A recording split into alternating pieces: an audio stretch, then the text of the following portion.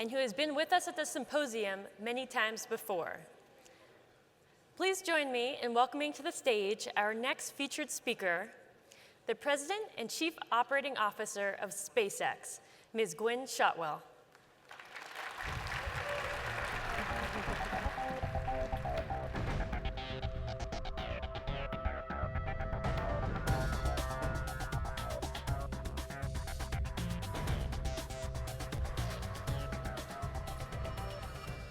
Hey, everybody. Hey. Great, thank you. Well, it's a pleasure to be here today, and I'm especially pleased to be here talking. The Space Foundation has invited women leaders in the industry to address the audience, so I'm pleased on both counts. And hopefully it's not going to shock you. I'm going to talk about two things. The first thing is reusability. We had a historic launch last week, actually a relaunch last week, of a rocket that served a purpose last year to deliver a cargo Dragon capsule to orbit. We landed it, refurbished it, and reflew it last week for the SES-10 mission. Really excited about it. It was historic. Thank you.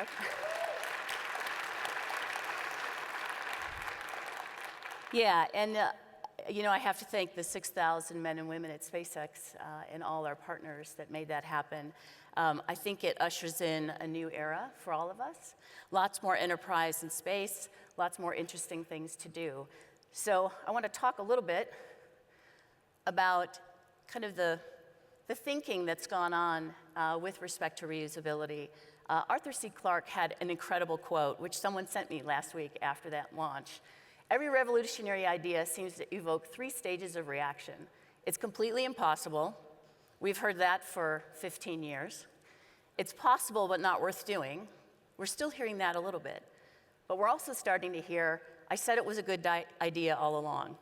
And I thought that particular quote from Sir Clarke was really fascinating and very appropriate. So I'm going to walk you through a little bit of the journey that we've had with respect to reusability. First, I want to talk about why in the world would we do this? It's taken us 15 years of SpaceX being in business, launching rockets to get this right. It's a lot of work.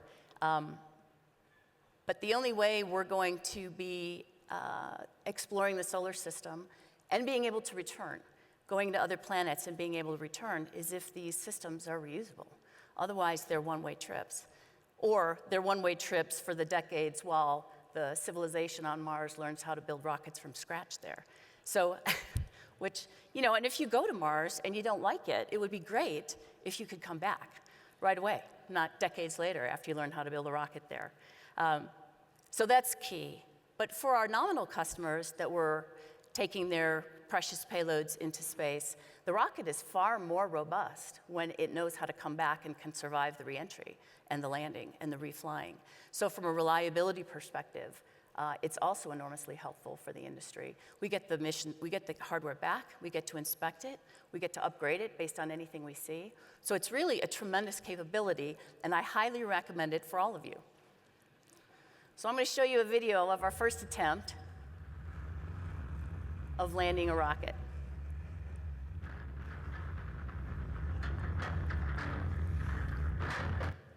I love that video. People are surprised that I show it. Actually, can we do it? Is there any way to show that one more time, in case anyone missed that? There we go. Rocket crashing into the drone ship. Take 2. So the reason why I love that video is because that's the first time that we were able to bring a rocket back, and we hit the target. We didn't land on the target, but we hit it. And I was in the control center, and the engineers looked kind of horrified when we finally got that video back. And I was jumping up and down and cheering. We hit the target. You know, it's this little bitty postage stamp size boat in the middle of the ocean, and we hit it on the first go. I was extremely pleased with that, which made the engineers in the room feel much better as well. So now I'm going to show you as if you were on the rocket and landing on a drone ship. It's sped up a little bit. This is the vehicle flying back, re-entering.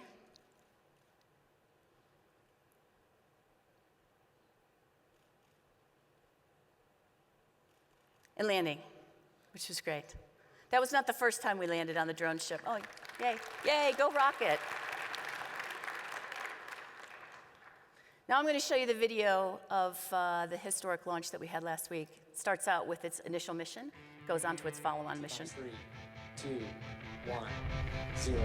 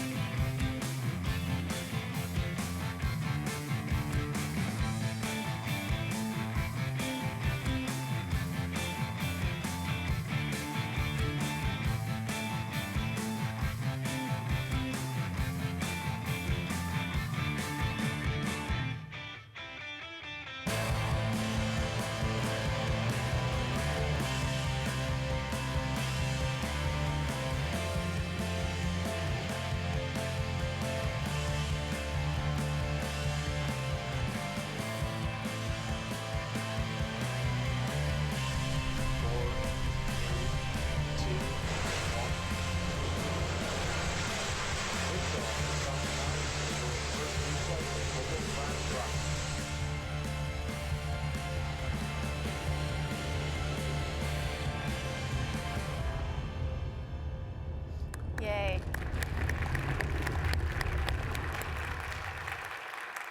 So I hope you all are thinking about your tickets to Mars. So on a different subject. As a female leader in the industry, I wanted to point out, I said 2 quotes. The first one was from Sir Arthur C. Clarke, and the second one is from Bella Abzug, who, for those of you that don't know, was a member of the House of Representatives a few decades ago. An incredible woman, a leader, an activist, a vocal voice for the downtrodden and the underrepresented. And this is one of my favorite quotes. I don't use my Facebook page, I have one, but this is the quote on my Facebook page. Our struggle today is not to have a female Einstein get appointed as an assistant professor. It's for a woman schlemiel to get as quickly promoted as a male schlemiel. So I just want you to think about female leaders, wonderful, we're making great progress, but that's not the end game, right? I drove here, well, I didn't drive here, I had a cab driver take me from the airport last night, African-American woman, raising 6 kids as a single mom. And she said, the only way women make it in this world is if they're 200 times better than the men. So I just want you to think about that. Thanks very much, well, I'll take some questions.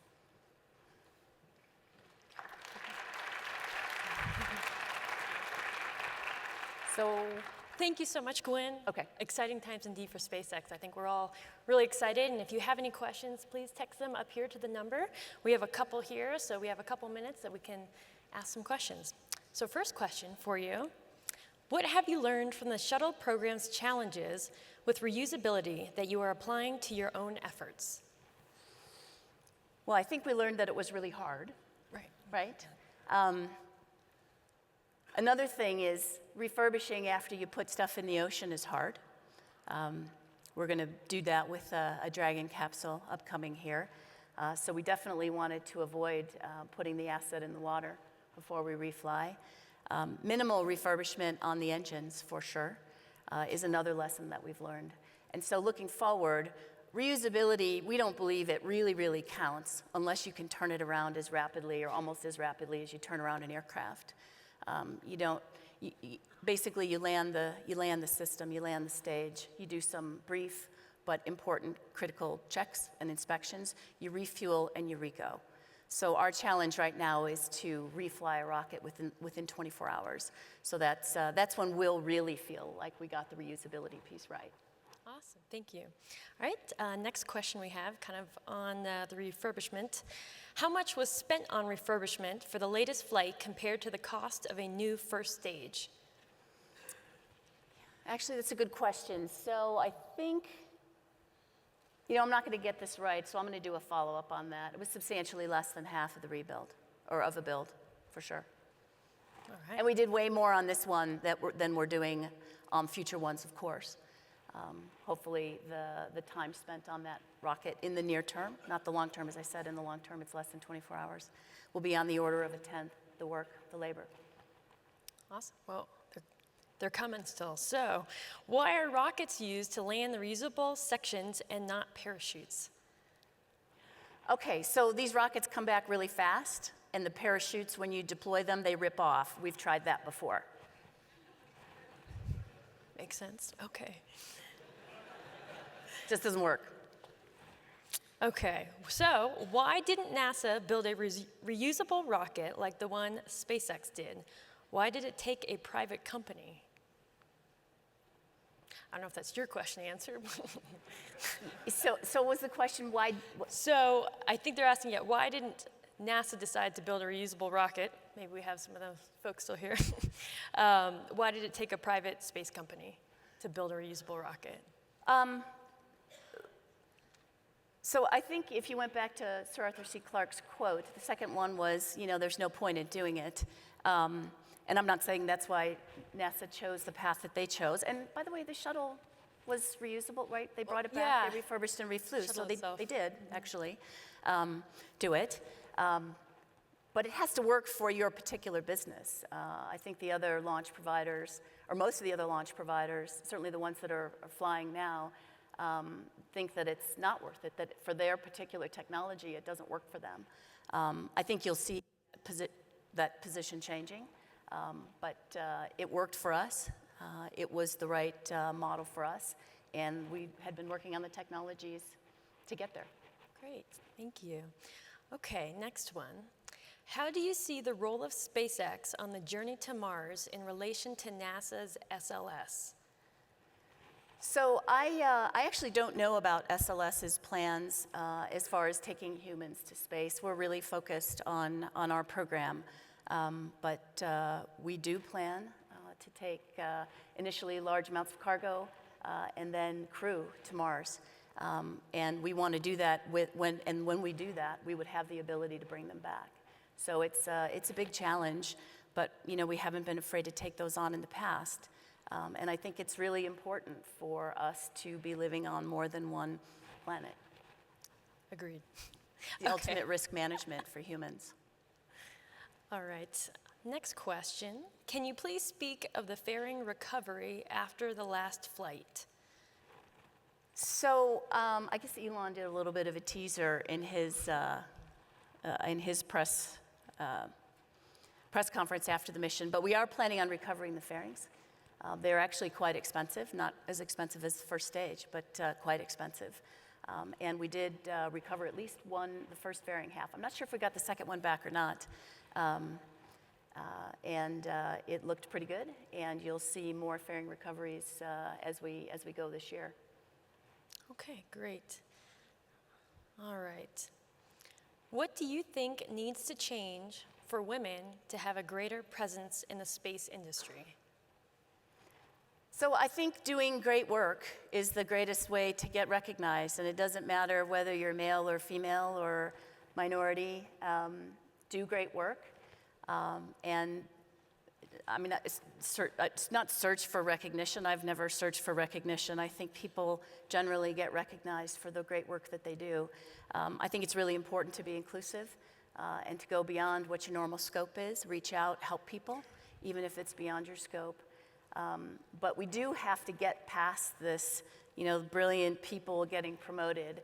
We want average women to get promoted, as do average men. Awesome. All right, I think we have time for maybe 2 more questions. Let me see if we got a couple different ones. Okay.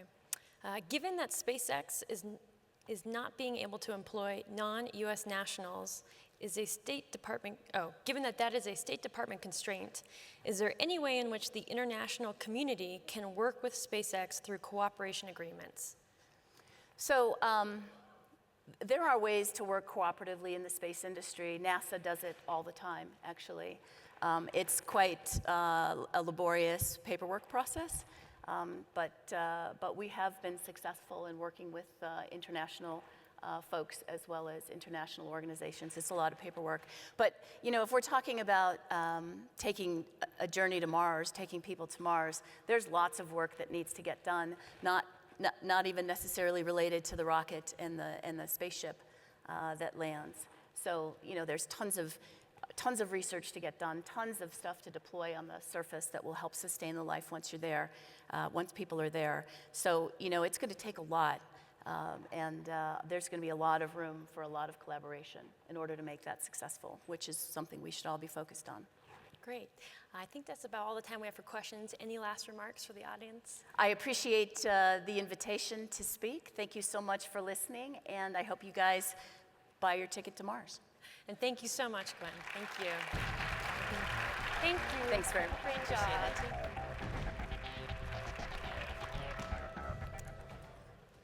All right, exciting times indeed for SpaceX. I think everyone's pretty pumped about all the events from last week.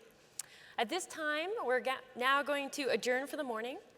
And next up is the James E. Hill Lifetime Achievement Award Luncheon, honoring Piers Sellers. That will begin at 12 o'clock in Colorado Hall for those of you that have tickets. We will reconvene for our concurrent sessions at 2 p.m. Please enjoy your lunch. Thanks.